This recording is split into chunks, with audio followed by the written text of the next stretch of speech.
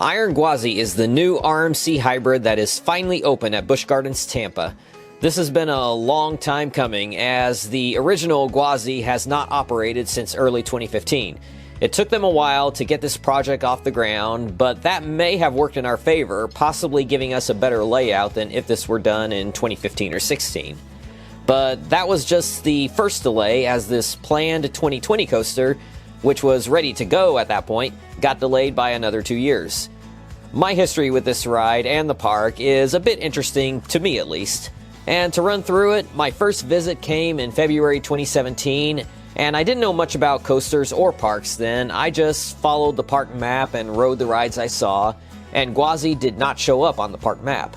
Somehow, in my 2.5 days there, I never noticed that dense wooden structure, even though it's quite visible while riding SheiKra. I even walked past it once, but never noticed it. Over the next year, I learned a lot about coasters, and I heard about this Gwazi ride sitting at the park. Late in 2018, we got the hints and the teases from the park that something would be done to Gwazi. Us enthusiasts, we knew what that meant, but it didn't become official until later in 2019.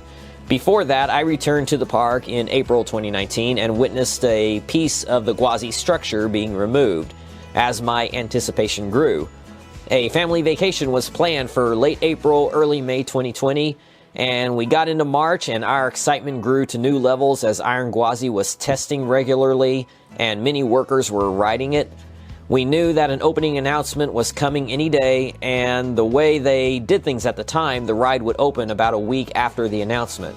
So we knew that by mid-April 2020 at the latest, Iron Gwazi would be open and we would be riding it in early May.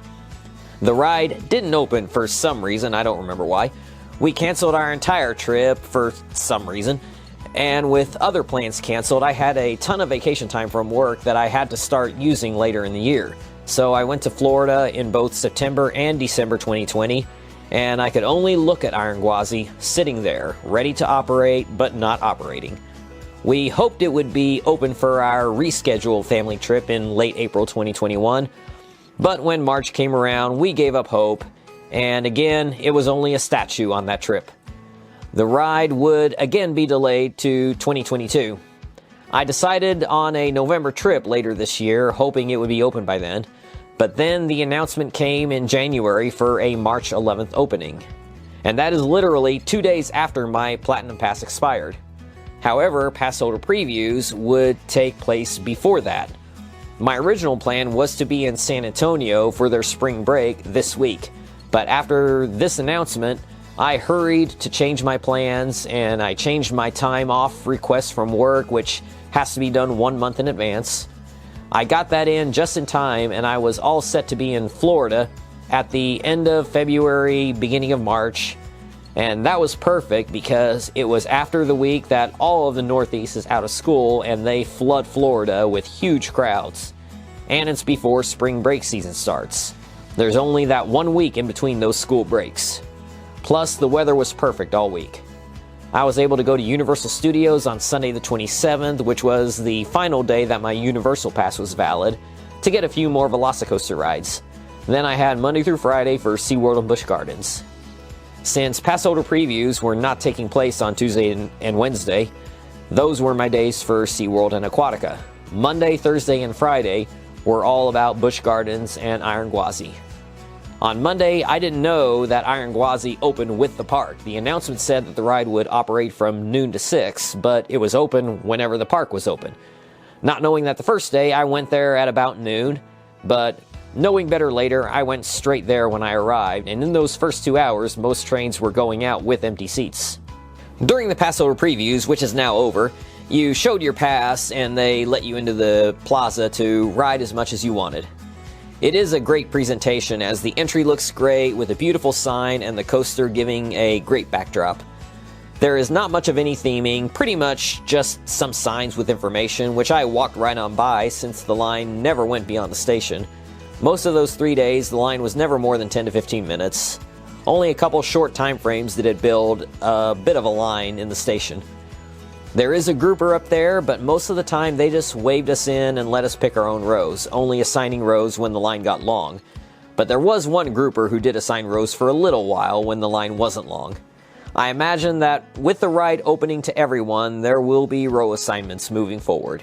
You can make requests, and they have extended queues for both the front and back rows. The front row queue was consistently full almost all the time, so if you see it not full, that's the time to get in it if you're wanting a front row ride. The back row queue was sometimes building a line, so if you see that, then I recommend requesting row 11, which is the next to last row. I think that row is actually better anyway. Not only is the airtime just as good, but you have a better view as there is much more space in front of you as opposed to the back row, which is smushed right up against row 11. In regards to what is the best row, I'm not sure it matters much anyway. On that Thursday, my first 12 rides took place in each of the 12 rows, and all 12 rides were amazing. I do think that the back 2 rows are the best, however the front has some advantages, but I recommend doing both. I would also recommend the middle, row 7, just to see how incredible even the middle is. My first ride did come in the back row, and I had no clue what was about to happen. I purposefully had avoided watching all POVs. I haven't listened to anyone doing an analysis of the layout, nor have I listened to any reviews of previous riders, at least not when they were discussing the layout. The reason is that I wanted to be surprised. I only really knew of the drop and the death roll, and I did hear that there was a 0G stall. That first ride blew my mind. It was far more powerful than I was expecting. It is so strong, very relentless, and intense. At one point, I thought the ride might be over, as it seemed we had done so much already. But there was more to come, including 2 of the most powerful airtime moments I've ever experienced. Those Monday rides were insane. Thursday was just as crazy, but in full disclosure, it was not riding as strong on Friday, which was actually the hottest day. It was still amazing, just not as strong. But those Monday and Thursday rides had strength almost to the level of Twisted Timbers. It's like RMC took the larger elements of Goliath and the first half of Steel Vengeance and combined it with the extreme power of Twisted Timbers and Storm Chaser. The duration and quantity of elements falls in the middle of Goliath and Steel Vengeance, and the quality of elements is top-notch. Now, in terms of operations, the crew were doing quite well, but the nature of it doesn't allow for lightning-fast operations. You start by buckling your seatbelt, but you leave the lap bar up. The ride ops have to check all seatbelts, then the lap bars are locked, and you'll hear an announcement that you can lower your own lap bar. The ride ops will then check the lap bars, but the great thing is that they were not stapling at all, especially with us that they were seeing a lot of. In fact, many times, as long as your restraint was reading as clear, they didn't push down at all, they only pulled up. And these restraints don't really come down tighter during the ride, so you can get a lot of room for airtime. Now, I won't go into great depth element by element, as that's not my specialty and others do that quite well. I will say that I love how you have several moments of sustained ejector airtime with the drop, the Outer Bank hill that follows, the death roll, and that amazing wave turn, plus great sustained floater airtime on the 0G stall. Also, the pull out of the drop has such incredible sustained positive Gs that I actually was graying out on all my Monday and Thursday rides, and I'm not one who grays out very much at all. And after that Outer Bank, which might even be better than the one on Steel Vengeance, you drop all the way back down, bringing even more intense positive Gs, which was giving me a second gray out. I rarely gray out, but if I do, it never happens twice on the same ride, but it did here. Now, that wave turn might be the best one I've experienced on any RMC. And the death roll is one of my favorite inversions ever, even if I slightly prefer the Mosasaurus roll on Velocicoaster. The 0G stall provides upside down floater airtime, as the 0G means it should be floater airtime. RMC does these better than any other manufacturer. I think this one is better than Velocicoaster's, but I still think Goliath's is a little better. There are 2 hills towards the end of the ride, providing some unbelievably strong ejector airtime pops. The first of those seems to be the second part of a double up, which seems to me to be a less dramatic trick track double up. But the airtime at the end is very strong, but not as strong as that final airtime moment when you surprisingly have a big drop all the way to the ground before the final brakes. And that seems to mimic Iron Rattler's big drop off the quarry wall towards the end of that ride. Iron Rattlers might be better, but this is also amazing and gives an extremely strong pop of airtime to end the ride with. It's almost like Iron Gwazi is RMC's greatest hits. It doesn't matter if a given element is better than what it's paying respect to. I just appreciate that we have so many of these great elements in one ride. I was very fortunate to have minimal crowds on all 3 days. I got over 50 rides in total, including a couple night rides. I did 6 in the front row and many in the back car. I got 25 rides on Thursday, my second highest total ever for any ride in one day, with Iron Rattler's 26 from a year ago being the only one that beat it. I also took time to check out the other open attractions in the park.